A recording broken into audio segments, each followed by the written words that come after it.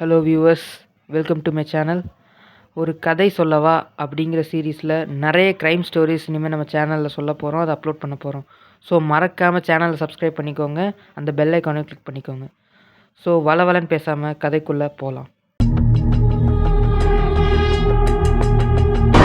ஒரு கதை சொல். விடிய காலை 6:30 மணிக்கு பஸ் ஸ்டாண்ட் பக்கத்தில் இருக்க டீ கடையில் நின்று 2 பேர் டீ குடிச்சிட்டு நியூஸ் பேப்பர் படிச்சுட்டு இருக்காங்க. அந்த நியூஸ் பேப்பரில் ஒரு நியூஸை பார்த்து 2 பேருமே ரொம்ப ஷாக் ஆகுறாங்க. அது என்ன நியூஸ்னால், சிலை கடத்தலில் 6 பேர் கைதுன்னு சொல்லி.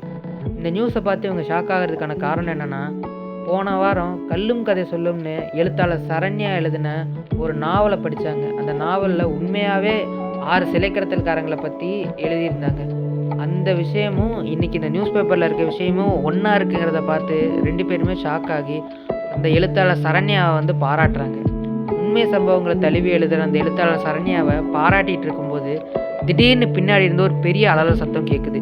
என்னடான்னு திரும்பி பார்த்தா 2 பேர் முகத்தில் கச்சீஃபை மூடிக்கிட்டு ஒருத்தனை சரமாரியாக வெட்டி கொண்டுட்டு இருந்தாங்க.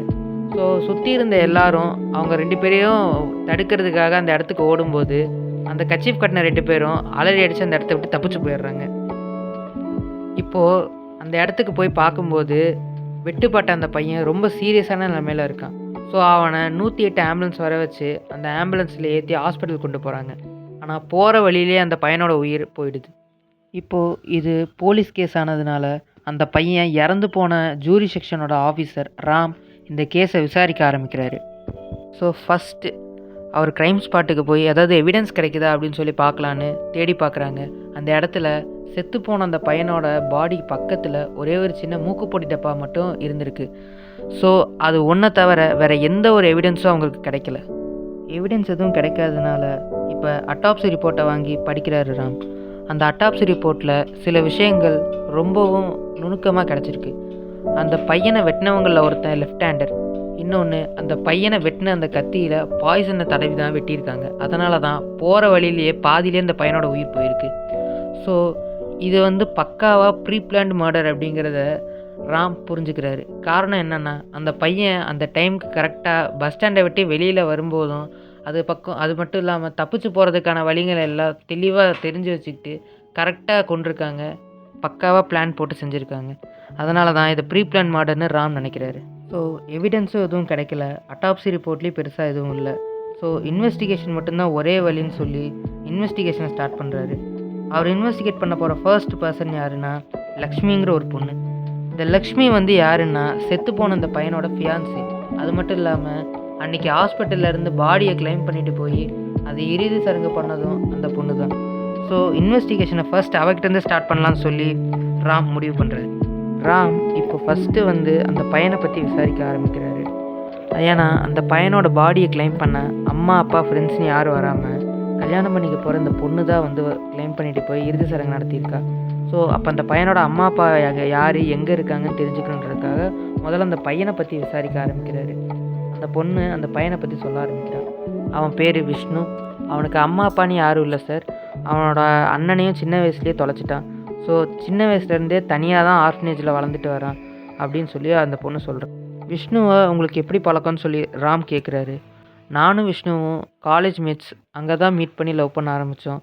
ஸோ எனக்கு ராம் அப்படி தான் பழக்கம்னு சொல்லி அந்த பொண்ணு சொல்கிறான். சரி, நீங்கள் 2 பேரும் லவ் பண்ணுற விஷயம் உங்கள் வீட்டில் தெரியுமா அப்படின்னு சொல்லி ராம் கேட்குறாரு. நான் என் அப்பா கிட்ட இந்த விஷயத்த சொல்லிட்டேன் சார். எங்கள் அப்பாவும் இதுக்கு ஓகேன்னு சொல்லிட்டாரு அப்படின்னு சொன்னதுக்கு அப்புறமா ராமுக்கு ஒரு பெரிய சந்தேகம் அவங்க அப்பா மேலே வர ஆரம்பிக்குது. ஸோ கொஞ்சம் கூட யோசிக்காமல் அடுத்து அவங்க அப்பாவை பற்றி விசாரிக்க ஆரம்பிக்கிறாரு. உங்கள் அப்பா யார், என்ன பண்ணுறாரு அப்படின்னு சொல்லி. அதுக்கு அந்த பொண்ணும் சொல்கிறா, என் அப்பா ஒரு நகைக்கடை வச்சுருக்காரு, அவர் பேர் குபேரன் அப்படின்னு சொல்லி சொல்கிறா. இதை சொன்னதுக்கு அப்புறமா சரி உங்கள் அப்பா நான் இன்வெஸ்டிகேட் பண்ணி ஆகணும். ஸோ இப்போ அவர் எங்கே இருப்பாருன்னு சொல்லி கேட்குறா. கடையில் இருப்பார் சார். ஸோ நான் அவரை உடனே ஃபோன் பண்ணி வர சொல்கிறேன் அப்படின்னு சொல்லி அந்த பொண்ணு சொல்கிறா. ஸோ அந்த பொண்ணும் உடனே ஃபோன் பண்ணி அவங்க அப்பா வர சொல்கிறா. அவரும் கிளம்பி வீட்டுக்கு வராரு. இப்போ ராம் அவங்க அப்பா கிட்ட விசாரணை ஆரம்பிக்கிறாரு. விஷ்ணுவோட கொலை வழக்கு சம்மந்தமாக உங்ககிட்ட சில கேள்வி கேட்க வேண்டியிருக்கு அப்படின்னு சொல்லி ராம் சொல்கிறாரு. தயக்கத்தோட குபேரனும் சரி கேளுங்க அப்படின்னு சொல்லி சொல்கிறாரு. ஸோ ராம் முதல் கேள்வியை கேட்குறாரு. எப்படி எந்த ஒரு மறுப்பும் தெரிவிக்காமல் உங்கள் பொண்ணோட காதலுக்கு நீங்கள் சம்மதம் சொன்னீங்க அப்படின்னு சொல்லி கேட்குறாரு. அதுக்கு குபேரன் சொல்கிறாரு, சார் சின்ன வயசுலேருந்து என் பொண்ணு எது கேட்டு நான் இல்லைன்னு சொன்னதே இல்லை. அம்மா இல்லாத பொண்ணுங்கிறதுனால செல்லம் கொடுத்து நிறைய வளர்த்துட்டேன். அதனால தான் அவள் கேட்டவுடனே என்னால் மறுக்க முடியல அப்படின்னு சொல்கிறாரு. குபேரன் சொல்கிறதுல நிறைய உண்மை இருக்கிற மாதிரி தெரிஞ்சதுனால இதுக்கு மேலே அவரை கேள்வி கேட்க வேணான்னு ராம் விட்டுறாரு. விஷ்ணுவோட வீட்டை சர்ச் பண்ணி பார்த்தா ஏதாவது கிடைக்க வாய்ப்பு இருக்குன்னு ராம் விஷ்ணுவோட வீட்டுக்கு போகிறாரு. அந்த வீட்டுக்குள்ளே போய் பார்த்தா ஒரே தூசியும் அழுக்குமா இருக்குது. ஸோ ஒரு இடம் விடாமல் ராம் எல்லா இடத்துலையும் சர்ச் பண்ணுறாரு. அப்போது விஷ்ணுவோட ரூம்குள்ளே அவரோட பெட்டில் தலகாணிக்கு அடியில் அவரோட பர்சனல் டைரி கிடைக்குது. அந்த டைரியில் விஷ்ணுவோட எல்லா சின்ன சின்ன மெமரிஸையும் எழுதி வச்சுருந்தாரு. அதை பார்த்துக்கிட்டே வரும்போது ஒரு குறிப்பிட்ட பேஜுக்கு பக்கத்தில் விஷ்ணுவோட அண்ணனோட சின்ன வயசில் எடுத்துக்கிட்ட ஃபோட்டோ அவர் கண்ணில் படுது. ஸோ அந்த ஃபோட்டோவையும் டைரியும் எடுத்துக்கிட்டு ராம் அந்த இடத்த விட்டு கிளம்புறாரு. ராத்திரி ஒரு பெரிய ஆக்சிடெண்ட் கேஸை deal பண்ணிகிட்ருக்காரு Ram.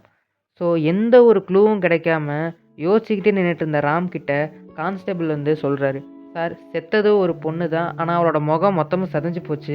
So number plate கிடச்சாதான் வீட்டு அட்ரஸை கண்டுபிடிக்க முடியும் அப்படின்னு சொல்கிறாரு. ஸோ அப்போ சீக்கிரமாக நம்பர் பிளேட்டை கண்டுபிடிங்க அப்படின்னு சொல்லி கான்ஸ்டபிள் கிட்ட சொல்கிறாரு ராம்.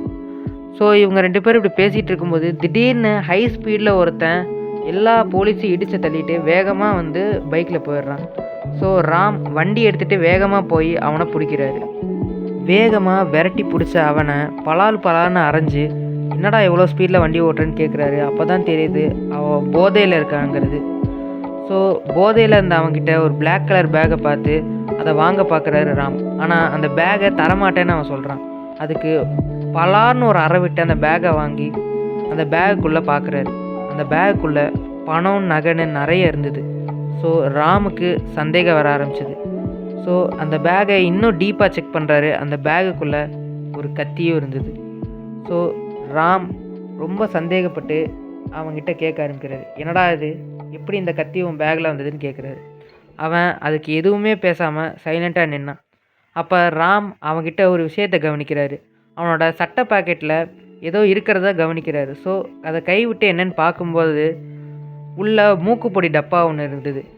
ஸோ ராமுக்கு உடனே கருக்குன்னு பட ஆரம்பிச்சிது. ஏன் ஒருவேளை இது அவனா அந்த கொலைகாரங்கள் ஒருத்தனாக இருக்கக்கூடாதுன்னு ராம் வந்து யோசிச்சார். ஸோ உடனே சந்தேகத்தை கிளியர் பண்ணுறதுக்காக இன்னொரு விஷயத்தையும் செய்கிறாரு ராம். கீழே கிடந்த கல்லை ஒன்று எடுத்து இதை கேட்ச் பிடிக்க சொல்லி தூக்கி வீசுகிறாரு. அவனும் அதை கேட்ச் பிடிச்சான். 100% இதை அவன் தான் பண்ணாங்கிறத கண்டுபிடிச்சிட்டாரு ராம்.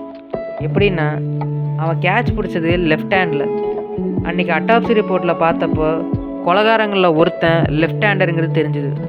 ராம் இப்போ அவனை அடித்து விசாரிக்க ஆரம்பிக்கிறாரு. யார் நீ, எதுக்காக இப்படி பண்ணேன்னு சொல்லி கேட்குறாரு. என் பேர் கௌதம் சார். நான் என் வீட்டு கஷ்டத்துக்காக தான் வேறு வழி இல்லாமல் அந்த கொலை பண்ண வேண்டியதாக போயிடுச்சு. என் ஃப்ரெண்டு கண்ணன் தான் சார் இதுக்கு பிளான் போட்டு கொடுத்தான். கிளைண்ட்டையும் அவன் தான் சார் பிடிச்சிட்டு வந்தான். நீங்கள் அவனை விசாரிச்சிங்கன்னா தான் எல்லா உண்மையும் வரும்னு சொல்லி அவன் வீட்டு அட்ரஸை சொல்கிறான். ஸோ ராம் உடனே அவனையும் பிடிச்சி அடித்து விசாரிக்க ஆரம்பிக்கிறாரு. கண்ணன் அடி தாங்க முடியாமல் எல்லா விஷயத்தையும் சொல்ல ஆரம்பிக்கிறான். அரசியல்வாதி பிரகுதேவன் நிறைய இல்லீகலான க்ரைம்ஸ் பண்ணிகிட்டு இருக்காரு. அது எல்லாத்தையும் பற்றி ரைட்டர் சரண்யாங்கிறவங்க அவங்களோட நாவல்ஸ் மூலயமா எழுதி பப்ளிஷ் பண்ணி அவரை மாட்டி விட்டுட்ருக்காங்க. ஸோ இதால் எதிர்கட்சியில் இருந்தும் அவருடைய சொந்த கட்சியில் இருந்தும் அவருக்கு நிறைய எதிர்ப்பு வந்துகிட்டு இருந்தது. ஸோ இதனால் ரைட்டர் சரண்யாவை கொலை பண்ண சொல்லி எங்களுக்கு காசு கொடுத்தாரு பிரகுதேவன். ஆஃபீஸர் ராம் ஒன்றுமே புரியாமல் குழப்பத்தில் கேட்டார், கொலை பண்ண வேண்டியது சரண்யாவை, ஆனால் நீங்கள் ஏன் விஷ்ணுவை கொலை பண்ணீங்கன்னு கேட்டார். சார் சரண்யா தான் சார் விஷ்ணு அப்படின்னு சொல்கிறாங்க. ஆஃபீஸர் ராம் ஒன்றுமே புரியாமல் குழப்பத்தில் கேட்குறாரு, என்னடா உளறீங்க அப்படின்னு சொல்லி கேட்கும்போது, சார் இத்தனை நாள் சரண்யாங்கிற பேரில் விஷ்ணு தான் சார் நாவல்ஸ் எல்லாம் எழுதிட்டு இருந்தான். அதுவே எங்களுக்கு அவன் வீட்டுக்கு போய் அவங்ககிட்ட பேசும்போது தான் தெரிஞ்சுது அப்படின்னு சொல்லி ஒன்று விடாமல் எல்லாத்தையும் சொல்ல ஆரம்பிக்கிறாங்க கௌதமும் கண்ணனும். பிரகுதேவன் கிட்டேருந்து காசு வாங்கிட்டு சரண்யாங்கிறவங்களை தேடி நாங்கள் பதிப்பகத்துக்கு போனோம். அங்கே சரண்யாங்கிறவங்களோட டீட்டெயில்ஸை வாங்கி அவங்க வீட்டு அட்ரஸை கண்டுபிடிச்சி அங்கே போன அப்புறம் தான் தெரிஞ்சுது இத்தனை நாள் சரண்யாங்கிற பேரில் பதிப்பகத்துக்கு புக் எழுதிட்டு இருந்தது எல்லாமே விஷ்ணுன்னு. ஸோ விஷ்ணுவை எங்களால் அந்த டைமில் கொலை பண்ண முடியல, அதான் காத்திருந்து பிளான் போட்டு அவனை கொண்டுட்டோம் அப்படின்னு சொன்னாங்க. ராம் இவங்க 2 பேரோட வாக்குமூலத்தையும் வாங்கிட்டு பிரகுதேவனை அரெஸ்ட் பண்ண அவரோட வீட்டுக்கு போகிறாங்க. ஆனால் பிரகுதேவன் அவரோட வீட்டில் ஹார்ட் அட்டாக்ல செத்துட்டார். ஏன்னு விசாரிக்கும் போது தான் தெரிஞ்சுது அவர் பொண்ணு ஆக்சிடெண்ட்டில் செத்ததை கேட்டதும் ஹார்ட் அட்டாக் வந்து இறந்துட்டார் அப்படின்னு சொல்லி. ராமுக்கு அப்போ தான் புரியுது, அப்போ அன்றைக்கி ராத்திரி செத்து போன அந்த பொண்ணு, ஆக்சிடெண்ட்டில் செத்து போன அந்த பொண்ணு பிரகுதேவனோட பொண்ணு தான் அப்படிங்கிறது. ஸோ உடனே வண்டி எடுத்துக்கிட்டு அடுத்து குபேரனை பார்க்க போகிறாரு. ஸோ குபேரனை போய் பார்த்து அவரையே அரெஸ்ட் பண்ணுறாரு. குபேரனை ராம் அரெஸ்ட் பண்ணி கொண்டு போகும்போது, எங்கள் அப்பாவை ஏன் அரெஸ்ட் பண்ணுறீங்கன்னு லக்ஷ்மி கேட்குறான். அதுக்கு உங்கள் அப்பா விஷ்ணுவை கொலை பண்ண சொல்லி அவர் கடையில் வேலை பார்க்குற கௌதம்ங்கிற பையனுக்கு காசு கொடுத்துருக்காரு அப்படின்னு சொல்லி ராம் சொல்கிறாரு. இதை நம்பாத லக்ஷ்மி உடனே இதை நீங்கள் எப்படி உறுதியாக சொல்கிறீங்கன்னு சொல்லி கேட்குறான். அதுக்கு ராம் கௌதம் பேசின ஆடியோ ரெக்கார்டரை போட்டு காட்டுறாரு. அதை கேட்டதுக்கப்புறமா குபேரன் கிட்ட லக்ஷ்மி கேட்குறாங்க. குபேரனும், ஆமாம், நீ வேறு ஜாதி பையனை கல்யாணம் பண்ணுறது எனக்கு பிடிக்கல, நான் அதனால தான் அவனை ஆளை வச்சு கொல்ல சொன்னேன் அப்படின்னு சொல்லி சொல்கிறாரு. இதை கேட்ட லக்ஷ்மி மனசு உடஞ்சி ரூமுக்குள்ளே போய் கழுத்தை அறுத்து செத்துடுறான். அதுக்கப்புறம் ராம் குபேரனையும் கண்ணனையும் கௌதமையும் அரெஸ்ட் பண்ணி ஜெயிலில் வச்சுருக்காரு.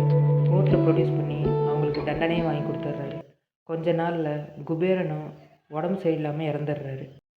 ராம் கொஞ்ச நாள் கழித்து ஜெயிலுக்கு போய் கண்ணனை பார்க்குறாரு. அப்போது விஷ்ணு வீட்டிலேருந்து எடுத்த அந்த ஃபோட்டோவை கண்ணன் கிட்ட கொடுக்குறாரு. கண்ணன் அதிர்ச்சியாகி, இந்த ஃபோட்டோ உங்களுக்கு எப்படி கிடச்சிது, இது உங்களுக்கு யார் கொடுத்தான்னு சொல்லி அதிர்ச்சியாக கேட்குறான். அதுக்கு ராம், இதை நான் விஷ்ணு வீட்டிலேருந்து எடுத்தேன், ஆமாம், நீ கொலை பண்ணது உன் கூட பிறந்த உன் சொந்த தம்பியை தான் அப்படின்னு சொல்லி சொன்ன உடனே கண்ணன் அழுக ஆரம்பிக்கிறான். ஸோ அவன் அழுகும்போதே ராம் அந்த இடத்த விட்டு போயிடுறாரு.